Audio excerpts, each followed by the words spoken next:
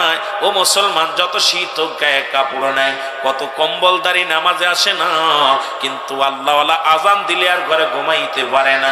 ফজরের নামাজের জন্য ঠান্ডা পানি দিয়ে ওযু করে মসজিদে চলে আসে। ও মুসলমান, কত না কত টাকাওয়ালা মানুষ রোজা রাখে না, অনেক গরিব মানুষ পানি খেয়ে রোজা রাখে।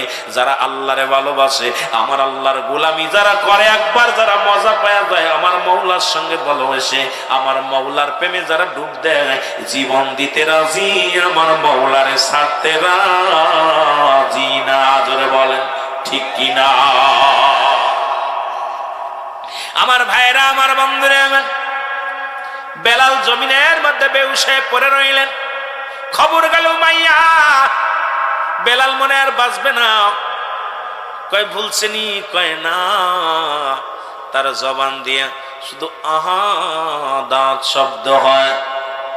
কয় বেলালকে তেজি ঘোড়ার পিছে বাঁধো।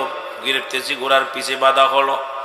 সারা জঙ্গলের মধ্যে ঘোরাও, উত্তপ্ত গরম বালুর উপরে, পাহাড়ের উপরে, যতক্ষণ পর্যন্ত বেলাল তার রবকে না বলে, আমাকে খোদা বলে না মানে, ততক্ষণ পর্যন্ত বেলালের এই শাস্তি চলবে। দেয়া হলো শাস্তি বেলালকে। সন্ধ্যা পর্যন্ত বেলালের ঘোড়ার পিছে বাঁধিয়ে টানা হিসরা করা হলো। বেলালের গায়ের গোস্তগুলো খসে খসে পড়ে, গায়ের চামড়াগুলো জমিনের মধ্যে চলে যায় রে।